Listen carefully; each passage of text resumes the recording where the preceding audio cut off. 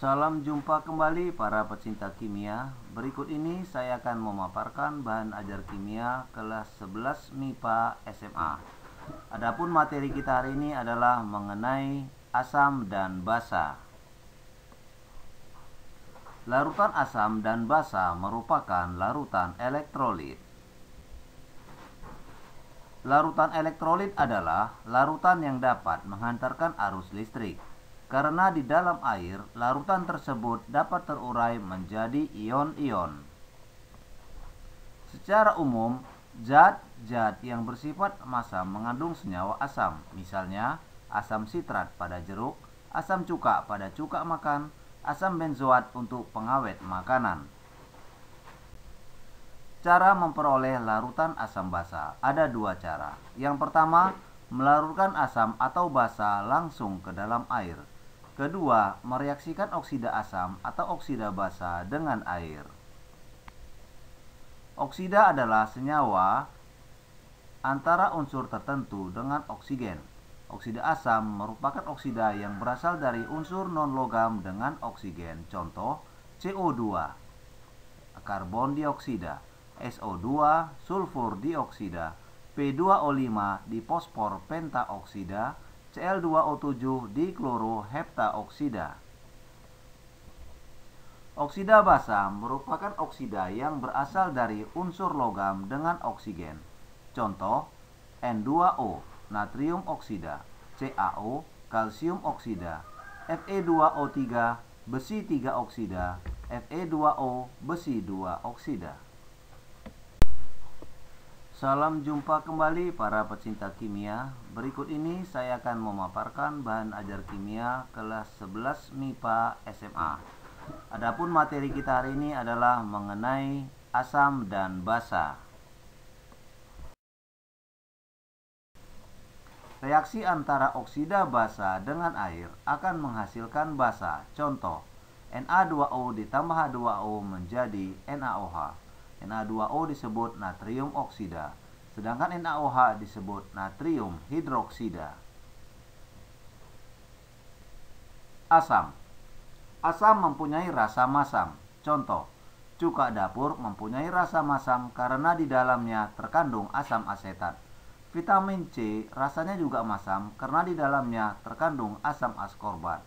Buah jeruk nipis pun mempunyai rasa masam karena mengandung asam sitrat.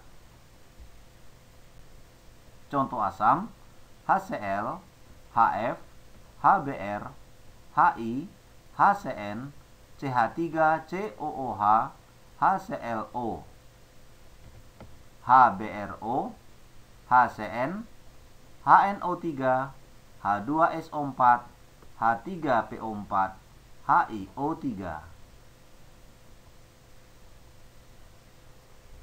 Basa.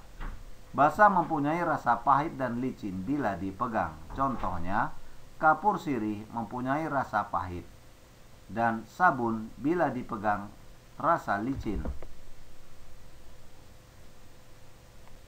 Contoh basa: NaOH, natrium hidroksida, LiOH, litium hidroksida, KOH, kalium hidroksida, MgOH2, magnesium hidroksida, CaOH2, kalsium hidroksida, AlOH3, aluminium hidroksida, NH4OH, amonium hidroksida. CuOH, tembaga 1 hidroksida, CuOH2, tembaga 2 hidroksida, FeOH2, besi 2 hidroksida, FeOH3, besi 3 hidroksida, ZnOH2, seng hidroksida atau zinc hidroksida. Perlu diketahui, tidak semua asam dan basa dapat dicicipi. Untuk menentukan larutan asam dan basa diuji dengan menggunakan indikator.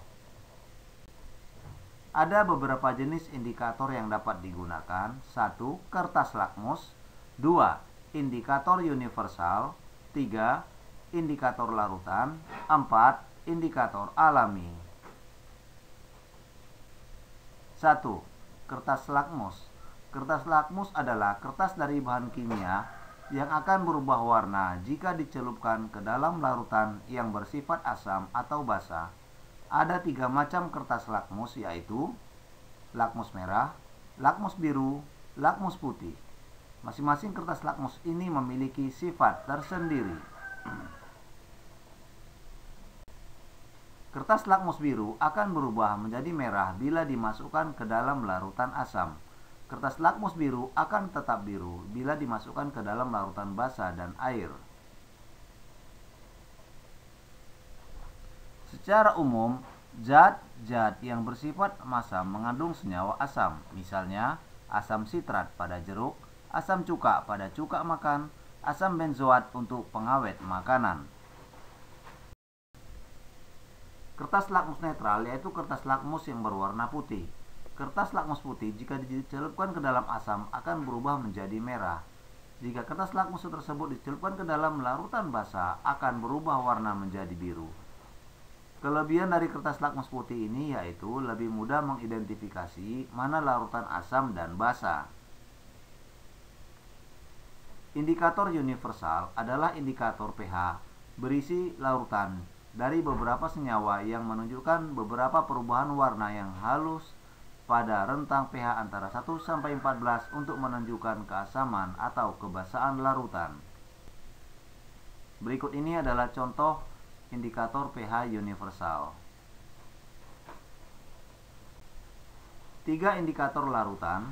Contoh indikator larutan adalah fenoftalein, metil merah, dan bromtimol biru. Ketiganya menunjukkan warna khusus ketika dicampur dengan larutan bersifat asam atau basa.